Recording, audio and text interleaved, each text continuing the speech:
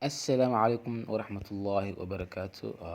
Waa salaamantihiin dhammaan walaalaha Som Show team. Kusoo dhawaada video cusub insha Allah waxaan rajeynayaa qof walba inuu caafimaadkiisa inuu taam yahay. Insha Allah videogeena maanta wuxuu noqon doonaa video kale oo aan hadda ka horey uga hadlay. Maaragtay haddii aad tahay khadka cusub channelka, please subscribe waayo channelkan waxaan kaga hadalnaa sida online lacag loogu sameeyo, sida oo aan ula qabsan lahayn teknolojiyada adduunka iyo horumarka, iyo sida ugu fudud maaragtay lacag loo sameeyo.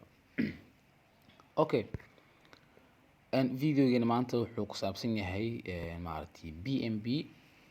hadda ka hor waxaan ka hadlay maaragtay BNB staking, sida ugu fudud ee BNB lacag loogu sameeyo. videogaas daraad waxaan kala baxay lacag oo adiga $4 miya ma aqaan wax noocaas ah. insha Allah videogan maanta macna ma rabo inuu noqdo video dheer ah. waxaan rabaa haddii oo aadan aqoonin waxa waaye marka hore waxaad imaanaysaa haddii aad rabtid inaad maalgashatid BNB, haddii aad rabtid sida ugu fudud aad rabtid macnaha haddii aad rabtid inaad lacag aad ka samaysid BNB, waxaad sameysaa step 1 BNB wallet kaaga maaragtay trust wallet kaaga lacag dhigo. Okay, deposit samee. marka waxaad sameysaa markii aad deposit gareysid lacagta ugu yar aan isleeyahay oo markaas ugu fiican waa $30. markii aad deposit gareysid waxaad imaadaa meesha oo ay qoran tahay D-apps imaaw. Okay, waa halkan D-apps halkaas waaye ku dhufo adigoo markaas joogo wallet-kaaga caadi halkan joogo banaanka caadi D-apps meesha ay ku dhufo. markii aad D-apps oo aad u dhufatid qaybta hoose ee video description-ka waxaa yaala linkigaas copy garee, kadib qaybtan sare maaragtay paste ku leh. Okay, markii aad paste dhahdid kadib maaragtay waxaa sameysaa waxaa laga yaabaa halkan in ay ku tahay macnaha Ethereum. Okay, qaybtaas sare Ethereum waxaa la dhahaa, waxaa laga yaabaa in ay ku tahay sidan oo kale. Okay, calaamadaas marka waxaad sameysaa calaamadaas oo kor cadka ku dhufo. calaamada kor cadka ku dhufo waxaad u bedeshaa smart chain meesha ay maaragtay. kadib waxaad sameysaa connect meesha ku dhufo. aniga wuxuu yahay halkan jida connect meesha ku dhufo. markii aad dhahay connect waxa ku soo baxayo qaabkan. Okay, daraadna waa sharxay video. Okay, faa'iido uu leeyahay please maaragtay step by step u daawo. waxa waaye maaragtay waa very important waaye. Okay, halkan haddii aad deposit gareysid maaragtay qaybtan. Okay, shaxda waa intan waa 1 2 3 4. Okay, waa afartan shax. Okay, haddii aad dooratid qaybtan sare, haddii aad dooratid maalin walba waxaa ku soo dhacayso lacagtii aad deposit gareyso macnaha 2%. Okay, lacagtaada 2% ayaa ku soo dhacayso maalin walba. haddii aad dooratid 40 days maalin walba waxaa ku soo dhacayso 4%. Okay, total waxa waaye 160 waa ma fahantay percentage. Okay, haddii oo macnaha 4 lagu dhufto 40 waa 160. marka it means waxa waaye lacagtaada oo double waa ma fahantay. haddii aad dhigatid $30 bisha dambe lacagtaada waxay noqonaysaa $60.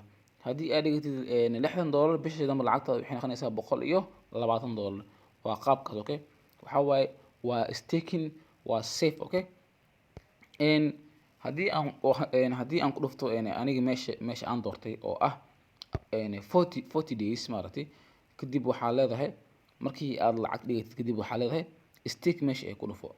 first amount aad gelinaysa, amount ugu yar waa 0.05. Okay, haddii aan dhaho 0.01 tusaale oo aan dhaho stake, wuxuu leeyahay value must be greater than or equal to 0.05. Okay, marka 0.05 waxa waaye waa lacag u dhiganta hadda $25 ilaa $26 waaye. haddii aan fiiriyo google-ka fadlan wallahi waa fursad, okay, waa fursad $30 oo maanta meel aad dhigatay $30 bil kadibna double ay ku noqotay maaragtay macnaha khasaare oo aad qabtid maxay tahay? waa iska bixaysaa, waa shaahiga iska cab, iska baashaal, okay. maalin walbo inaad wax samaysid looma baahno. Okay, hadda wuxuu taagan yahay $25.66. aniga maalinta aan deposit gareysanayay waxay ahayd $29 iyo waxaa kaloo iga baxday 30 senti oo wax ah gas fee-ga. Okay, waa qaabkaas, waa janis, wallahi waa janis, ma fahantii? waxa waaye the easiest way maanta as leeyahay $30 haddii aad dhigatid tomorrow maaragtay waxa waaye $30 ilaa iyo lacagtii aad ku shubatid. Okay, so khadka xogo then waxaad sameynaysaa halkan markii oo aad tusaale haddii aad hortid 40% soo maahan, then stake markaad leedahay lacagta markii aad geshid tusaale 0.05 kadib waxaa leedahay stake ayaa leedahay. Okay, kadib lacagtaada waxay kusoo muuqanaysaa maaragtay halkan. Okay, waxay kusoo muuqanaysaa lacagtaada sorry, lacagtaada halkan kama soo muuqanayso. qaybta oo ay ku qoran tahay history maaragtay ayaad dhufanaysaa, lacagtaada waxay kusoo muuqanaysaa halkan. Okay, inaad dhigatay 0.05. so hadda waxaan rabaa inaan baxsado lacagtan oo ah oo haddii aad rabtid inaad macnaha lacagta aad baxsatid, tusaale hadda aniga waxaan rabaa inaan baxsado $7 waxaan ku dhufanayaa harvest. Okay, harvest macnaheedu waxa waaye gurasho. Okay, waa in shay macnaha meel laga soo qaataa. Okay, sida halkan oo maaragtay oo markaas ka muuqato BNB macnaha balance caadi hadda wallet-kii waxa waaye waa $1 iyo waxa waaye iyo maaragtay 14 senti. staking-na waxaa ku haysta maaragtay $7.65. Okay, bal lacagta aan la buuxo bal ukaadi lacagta wallet-kayga ma kusoo dhacee mise waxaan aan ka hadlayo waa fake soo maahan? Okay, kadib wuxuu leeyahay si aad lacagtan ula baxayd waxaa kaa bixayso 23 senti oo gas fee ah. approve ayaan leeyahay.